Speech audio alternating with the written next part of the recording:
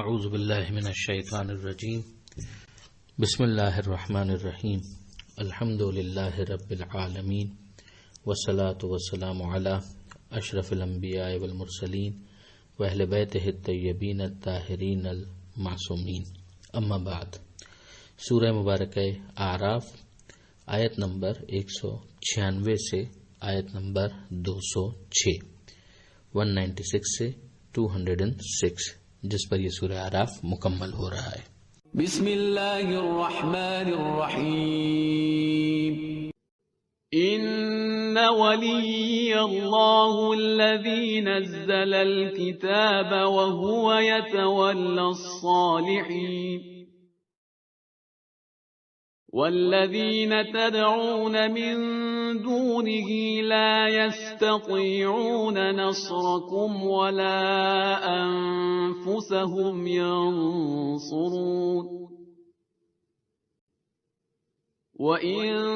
تدعوهم إلى الهدى لا يسمعوا وتراهم ينظرون إليك وهم لا يبصرون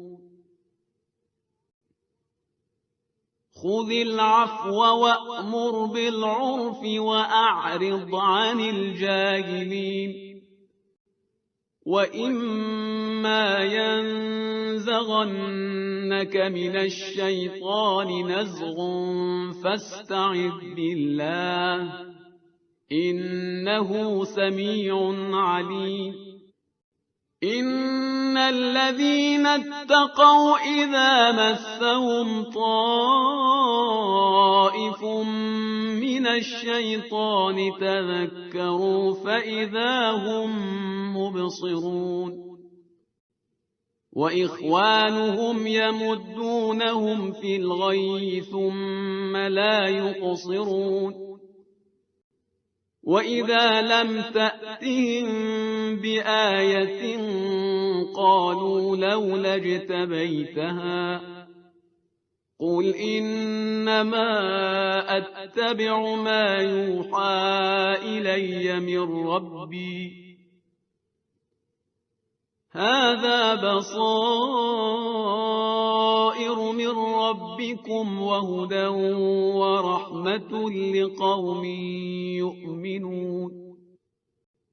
وَإِذَا قُرِئَ الْقُرْآنُ فَاسْتَمِعُوا لَهُ وَأَنصِتُوا لَعَلَّكُمْ تُرْحَمُونَ واذكر ربك في نفسك تضرعا وخيفة ودون الجهر من القول بالغدو والآصال ولا تكن من الغافلين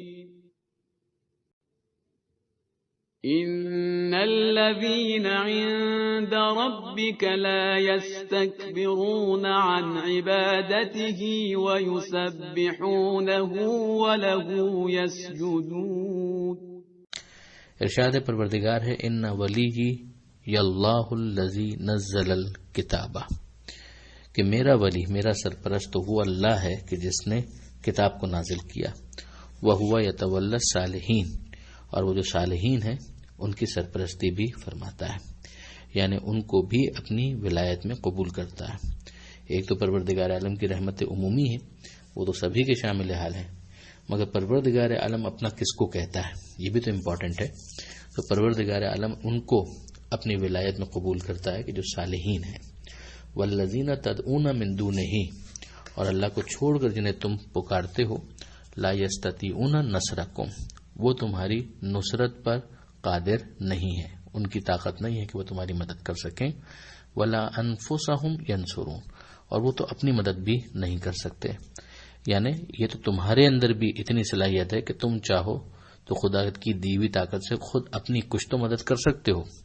لیکن یہ جو بت ہیں ان کے بس میں تو اتنا بھی نہیں ہے کہ وہ اپنے اوپر اگر کوئی ان پر حملہ کر رہا ہو تو اس حملے کو وہ روک سکیں۔ بت تو بت ہے، اگر مکھی بھی آ کر بیٹھ جائے تو اڑانے کی اس کے اندر صلاحیت نہیں ہے۔ وَإِن تَدْعُوهُمْ إِلَى الْهُدَى لَا يَسْمَعُوا، اور اگر تم انہیں سیدھے راستے کی دعوت دو تو وہ نہیں سنیں گے، بتوں کے پاس سننے کی صلاحیت بھی نہیں ہے۔ وَتَرَاهُمْ يَنْظُرُونَ إِلَيْكَ،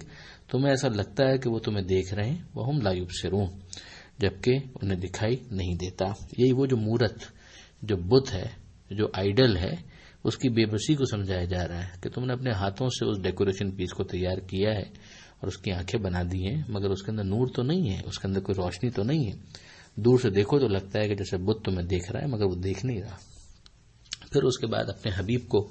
مخاطب کرتے ہوئے پروردگار یہ ارشاد فرماتا ہے کہ خذ العفو وامر بالعرف واعرض عن الجاہلین۔ یہ 3 ہدایتیں پروردگار عالم نے ایک ہی آیت کے اندر ارشاد فرمائی کہ آپ معاف کرنے کا طریقہ اختیار کیجیے، وامر بالعرف، اور نیکوکاری کا حکم بھی دیجیے، اور جو جاہلین ہیں ان سے بے اعتنائی کیجیے، یعنی ان پر دھیان دینے کی، توجہ کرنے کی ضرورت نہیں ہے۔ اب یہ جاہل کون ہیں؟ وہ جو برائیوں پر یہ تمام تر وارننگز، تنبیہات سن کر قائل ہونے کے بجائے لڑنے لگتے ہیں، تو ان کی طرف سے ظاہر ہے جو سخت کلامی ہوگی، یا اگر ان کی طرف سے آواز بلند ہو جائے تو اس کے لیے معاف کرنے کی ہدایت ہوئی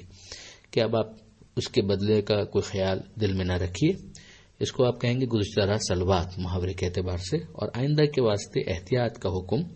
اس طرح سے دیا گیا ہے کہ ان سے بے اعتنائی کیجیے، یعنی اب عمومی حیثیت سے نیکوکاری کی ہدایت کرتے رہیے، آپ امر بالمعروف کیجیے، مگر ایسے جاہلوں کو مخاطب کر کے نصیحت کرنے کی ضرورت نہیں ہے۔ اب سیدھی سی بات ہے کہ یہ جو معاف کرنا اور پھر بے اعتنائی کرنا یہ ایک جہاد نفس کی منزل ہے، اور پھر کبھی کبھی ایسا ہوتا ہے کہ انسان کے دل میں یہ خیال آنے لگتا ہے کہ اس کا اگر بدلہ لے لیا جائے تو کتنا اچھا ہوتا ہے۔ یہ جو چیز ہے اس کے لیے کہا جا رہا ہے کہ وَإِمَّا يَنزَغَنَّكَ مِنَ الشَّيْطَانِ نَزْغٌ، کہ اگر آپ کو بھڑکانے کی کوشش شیطان کی طرف سے ہو، فَاسْتَعِذْ بِاللَّهِ، تو آپ اللہ کی پناہ طلب کیجیے، انہو سمیع علیم، یقیناً وہ سننے والا ہے، یقیناً وہ جاننے والا ہے۔ اب شیطان کی طرف سے کوشش ہوگی، مگر شیطان خود یہ کہہ چکا ہے کہ جو تیرے بندے مخلص ہوں گے ان کو میں نہیں بہکا سکوں گا، مگر کوشش وہ اپنی پوری کرے گا۔ تو وہ نہیں بہکا سکے گا تو طریقہ کیا ہوگا ان لوگوں کا کہ جو نہیں بہکیں گے؟ وہ طریقہ یہی ہوگا کہ وہ پروردگار عالم کی پناہ میں آ جائیں گے۔ تو قرآن پڑھنے سے پہلے تاکید ہے وہ بھی یہی ہے کہ کہو اعوذ باللہ من الشیطان الرجیم، کہ میں اللہ کی پناہ میں آتا ہوں شیطان کے مقابلے میں، جو رجیم ہے، جو راندہ درگاہ ہے، اس کے مقابلے میں میں پروردگار کی پناہ میں آتا ہوں۔ تو یہاں پر یہ کہا جا رہا ہے پیغمبر اکرم کو بھی مخاطب کر کے، اور ظاہر ہے کہ پھر ضمناً سب کے لیے یہ میسج تو بنتا ہی ہے۔ پیغمبر کے بارے میں ہم جانتے ہیں کہ شیطان کچھ بھی کر لے بہرحال وہ کامیاب نہیں ہو پائے گا، لہذا ہمارے لیے یہ مسئلہ زیادہ شدید ہوتا ہے۔ پھر اس کے بعد ارشاد ہوتا ہے انہو سمیع علیم، یقیناً وہ سننے والا بھی ہے اور جاننے والا بھی ہے، یعنی جو زخم زمان آپ کو پہنچتے ہیں اللہ انہیں سنتا ہے، اور جو آپ کے ساتھ بدسلوکی ہوتی ہے اسے وہ جانتا ہے۔ اب اس کے بعد جو اگلی آیت ہے اس میں اور زیادہ جنرلائز کر کے اس میسج کو سمجھایا جا رہا ہے کہ ان الذین اتقوا، کہ یقیناً وہ لوگ کہ جنہوں نے تقوی اختیار کیا، جو پرہیزگار ہیں، یعنی جن کے اندر ایک سیلف کنٹرول آ چکا ہے، اذا مسہم طائف من الشیطان، تو جب کبھی بھی ان کے اندر شیطان کی طرف سے کوئی خیال پیدا ہوتا ہے، تذکروا، تو وہ ہوشیار ہو جاتے ہیں، فاذا ہم مبصرون، اور ایک دم ان کی بصیرت تازہ ہو جاتی ہے۔ یہ بالعموم سارے صاحبان تقوی جو ہیں وہ اس صفت سے متصف ہوں گے کہ اگر مثلا کبھی غصے کی وجہ سے کوئی ایسا باطل خیال دل میں آ جائے، کبھی خواہشات نفسانی کا غلبہ ہو جائے اور اس کی وجہ سے کوئی خیال دل میں آ جائے، تو فوراً وہ تقوی جو ہے ان کو اس تذکر تک لے جائے گا، یعنی اس یاد دہانی تک لے جائے گا۔ یعنی اس سے سمجھ میں آتا ہے کہ تقوی اور تذکر یا ہوشیاری یا بصیرت جو ہے ان کے درمیان ایک تعلق ہے۔ فَإِذَا هُمْ مُبْصِرُونَ، یہ 3 اسٹیپس بن جائیں گے، تقوی جس کے نتیجے میں یہ ہوشیاری، اور پھر اس کے بعد انسان کا بابصیرت ہو جانا۔ وَإِخْوَانُهُمْ يَمُدُّونَهُمْ فِي الْغَيِّ، یہ تو جو پیچھے ذکر آیا وہ صاحبان تقوی کا ہے، مگر جو شیطان کے بھائی ہیں، يَمُدُّونَهُمْ فِي الْغَيِّ ثُمَّ لَا يُقْصِرُونَ، جو ان کے بھائی بند ہوتے ہیں وہ انہیں گمراہی میں کھینچتے ہیں، پھر ذرا سی بھی گنجائش نہیں چھوڑتے، کوئی دقیقہ اٹھا نہیں رکھتے، پھر وہ شیطانی وسوسوں کے اندر پوری طریقے سے انوالو ہو جاتے ہیں اور پوری طریقے سے اس کا حصہ بن جاتے ہیں، پھر تو وہ انہی خیالات کی پیروی کرنے لگتے ہیں۔ وَإِذَا لَمْ تَأْتِهِمْ بِآیَةٍ، اور جب کوئی خاص معجزہ ان کے سامنے پیش نہ کریں تو پھر کیا ہوتا ہے؟ وہ کہتے ہیں قَالُوا لَوْلَا اشْتَبَيْتَهَا، آپ نے کیوں اسی کو منتخب نہیں کیا، یعنی جو ان کے سامنے آ گیا معجزہ، جو نشانی آ گئی، اس کی طرف دھیان نہیں دینا ہے، اور جو نہیں آیا ہے اس کے بارے میں یہ کہتے رہنا ہے کہ آپ نے کیوں اس کو منتخب نہیں کیا، بس ہمیں تو وہی والا معجزہ دکھائیے۔ یہ بات کئی دفعہ آ چکی ہے، سورہ انعام میں تو خاص طور پر ہم نے اس چیز کو بارہا پڑھا کہ پروردگار عالم کی طرف سے معجزہ کوئی تماشے کے طور پر نہیں ہے۔ معجزے کا مقصد ہے جسٹیفائی کرنا، اسٹیبلش کرنا کہ یہ شخص جو نبوت کا دعویٰ کر رہا ہے اس کا دعویٰ درست ہے۔ ایک دفعہ یہ اسٹیبلش ہو جائے تو پھر تو اس سے ہدایت لو، نہ یہ کہ مزید معجزات کی فرمائش کر کے اسے کھیل تماشا بناؤ۔ تو یہاں پر تو بالکل واضح طور پر یہ جملہ آ گیا کہ ان لوگوں نے یہی کہنا شروع کر دیا کہ جب کوئی فرمائشی معجزہ جس کی وہ طلبگار تھے وہ اگر نہ آئے تو کہنے لگتے ہیں کہ آپ نے اسی کو منتخب کیوں نہیں کیا، ہمیں تو بس وہی والا معجزہ چاہیے۔ قل، اے حبیب آپ ان سے کہہ دیجئے، انما اتبع ما یوحی الی من ربی، کہ میں تو اتباع کرتا ہوں اس کی کہ جو وحی کی صورت میں میرے رب کی طرف سے مجھ پر نازل کیا گیا ہے۔ ھذا بصائر من ربکم، یہ میرے پاس پروردگار کی طرف سے کھلی ہوئی نشانیاں ہیں۔ بصائر من ربکم، بصیرت کا سامان، کھلی ہوئی نشانیاں۔ وہدن، اور ہدایت ہے، ورحمہ، اور رحمت ہے، لقوم یؤمنون، ان لوگوں کے لیے جو ایمان لائیں۔ یعنی یہ پیغام ہے، اس پیغام پر اب غور کرو۔ معجزات تو میں نے دکھا دیے جتنے دکھانا ضروری تھے، آگے بھی جب کبھی ضروری ہوگا تو دکھا دیے جائیں گے، مگر فرمائشی معجزات کی توقع نہ کرو۔ اب جو آیت ہے 204 نمبر کی، اس میں ارشاد ہوتا ہے وَإِذَا قُرِئَ الْقُرْآنُ، جب قرآن پڑھا جائے تو توجہ سے سنو، فَاسْتَمِعُوا لَهُ، یہ توجہ سے سننا خود یہ بتا رہا ہے کہ انسان اس پیغام کے اوپر دھیان دے کہ کیا اس کے اندر کہا جا رہا ہے، اس پہ غور و فکر کرے۔ یہ بہرحال یہ آیتیں ان لوگوں کے لیے سرمہ چشم ہونی چاہیے جو قرآن میں غور و فکر سے روکتے ہیں اور غور و فکر کرنا اسے منع سمجھتے ہیں۔ پروردگار عالم نے فاستمعوا کا لفظ استعمال کیا ہے کہ توجہ کے ساتھ۔ اب سیدھی سی بات ہے کہ اگر کسی کو عربی آتی ہے تو بہترین طریقے سے وہ اس پر عمل کر پائے گا، ورنہ تو بڑا ہی سادہ اور سپرفیشل ایک عمل ہو سکے گا اور اس سے زیادہ وہ کچھ نہیں کر پائے گا۔ وَأَنصِتُوا، اور پھر یہ بھی کہا جا رہا ہے کہ تہذیب کیا ہوگی، کہ قرآن مجید کی جب تلاوت ہو رہی ہے تو وہ تہذیب یہ ہوگی کہ ایک تو توجہ کے ساتھ سنو، وَأَنصِتُوا، اور خاموش رہو، یعنی اس موقع پر ادھر ادھر کی باتوں میں مصروف رہنا یہ ایک طرح سے قرآن کی بے احترامی ہے۔ اب آپ خود غور کیجئے کہ اگر عربی نہیں آتی تو اس کا نتیجہ یہ نکلے گا کہ انسان کنسنٹریٹ نہیں کر پائے گا،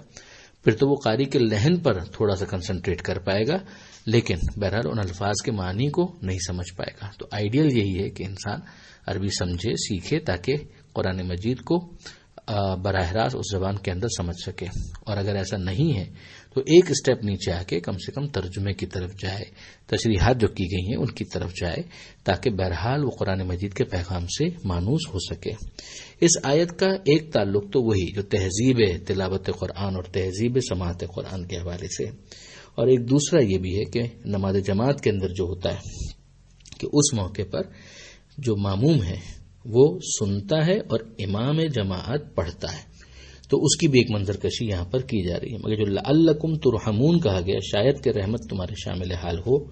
یہ بظاہر محسوس ہی ہوتا ہے کہ اس تہذیب ہی کی طرف متوجہ کیا جا رہا ہے۔ اس سے استدلال کیا حضرت علامہ سید علی نقی نقن صاحب علی اللہ مقامہ نے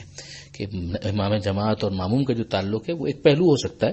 مگر بطور عمومی ایک تہذیب سکھائی جا رہی ہے۔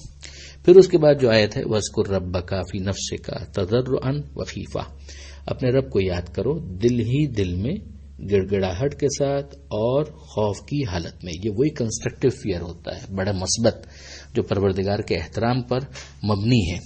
کہ اس کیفیت میں وَدُونَ الْجَهْرِ، اور اس طرح سے بھی کہ آواز تمہاری اونچی نہ ہو، من القول، جب زبان سے تم ذکر کرو تو اونچی آواز میں نہ ہو، بالغدو والآصال، صبح شام یہ انداز ہونا چاہیے۔ یعنی ذکر پروردگار جو ہے تمہارے رب کا، اس کی مختلف کیفیتیں ہیں، کبھی دل ہی دل میں ہوگا اس طرح سے کہ زبان سے کچھ بھی نہیں کہا جا رہا، اس وقت کیفیت یہ ہوگی کہ گڑ گڑاہٹ ہے، خوف پروردگار بھی ہے، الفاظ نہیں ہیں۔ پھر ایک کیفیت ہے کہ جہاں پر من القول زبان سے اظہار ہو رہا ہے اور صبح شام ہو رہا ہے، بالغدو والآصال، مگر آواز اونچی نہیں ہے، ایک آواز کے اندر ایک ایسا انداز ہے کہ جو چیخ پکار نہیں ہے لیکن ایک بہرحال آواز بھی ہے۔ اور پھر اس کے بعد وَلَا تَكُن مِّنَ الْغَافِلِينَ، اور تم لوگ غافلوں میں سے مت ہو جاؤ۔ اس کا بھی ویسے تو تہذیب کے ساتھ بھی تعلق بنتا ہے، مگر ساتھ ہی ساتھ نماز جماعت کے ساتھ بھی اس کا ایک تعلق بتایا گیا کہ جب ایک انسان نماز جماعت میں ہوگا تو امام جماعت پڑھے گا تو پیچھے جو ہے وہ دل ہی دل کے اندر ذکر خدا ہوگا، اور پھر اس کے بعد اگر وہ فرادہ نماز پڑھ رہا ہے یا خود امام جماعت کا جو معاملہ ہے کہ اس کی آواز بلند تو ہوگی مگر چیخ چیخ کرنی جو شان خضوع و خشوع کے خلاف ہے، بلکہ ایک مناسب آواز کے ساتھ وہ ذکر پروردگار کریں۔ آخری آیت جو سورہ کی ہے، ان الذین عند ربک، یقیناً وہ کہ جو تیرے رب سے اندیت کی منزل پر ہیں، قریب ہیں، نزدیک ہیں، لا یستکبرون عن عبادتہ، وہ اپنی عبادت سے سرکشی نہیں کرتے، وہ اپنی عبادت پر متکبر نہیں ہوتے، وَيُسَبِّحُونَهُ،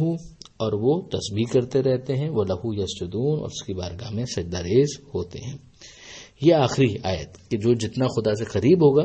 اس کا ایک مصداق ملائکہ بھی بے شک بنیں گے، اور پھر اس کے بعد ہم جانتے ہیں کہ دعائے توسل میں ہم معصومین کو مخاطب ہی اس طرح سے کرتے ہیں کہ یا وجیہن عند اللہ اشفع لنا عند اللہ۔ تو اندیت کی منزل پر جو بھی ہوگا ان کا طریقہ کار یہ ہوگا کہ وہ اپنی عبادت کو اگرچہ پروردگار اس کی قدردانی کرتے ہوئے اس کو بہت زیادہ ویٹیج دے، مگر وہ اپنی عبادت پر کبھی متکبر نہیں ہوں گے، عبادت کے معاملے میں سرکشی بھی نہیں کریں گے، اور تسبیح پروردگار کریں گے اور سجدہ ریز رہیں گے۔ اس آیت کے اوپر سورہ اعراف مکمل ہوا، الحمدللہ 206 آیتوں پر مشتمل یہ سورہ مکمل ہوا۔ یہ آخری آیت پہلی آیت ہے ترتیب تلاوت کے اعتبار سے جس کے اندر سجدہ آتا ہے۔ فقہ جعفری کے اندر یہ سجدہ مستحب ہے، واجب سجدوں میں اس کا شمار نہیں ہوتا، مگر بہرحال سجدہ کرنا پسندیدہ ہے، جیسے کہ اس کے اندر ذکر بھی اس کا آیا ہے۔ اب انشاءاللہ ہم لوگ سورہ انفال کی طرف جائیں گے اور کل اس کا آغاز کریں گے انشاءاللہ العزیز۔ پروردگار عالم سے دعا ہے قرآن سمجھنے اور عمل کی توفیق عطا فرما، وارث قرآن امام زمانہ کے ظہور میں تعجیل فرما۔ وآخر دعوانا ان الحمدللہ رب العالمین، والسلام علیکم ورحمۃ اللہ وبرکاتہ۔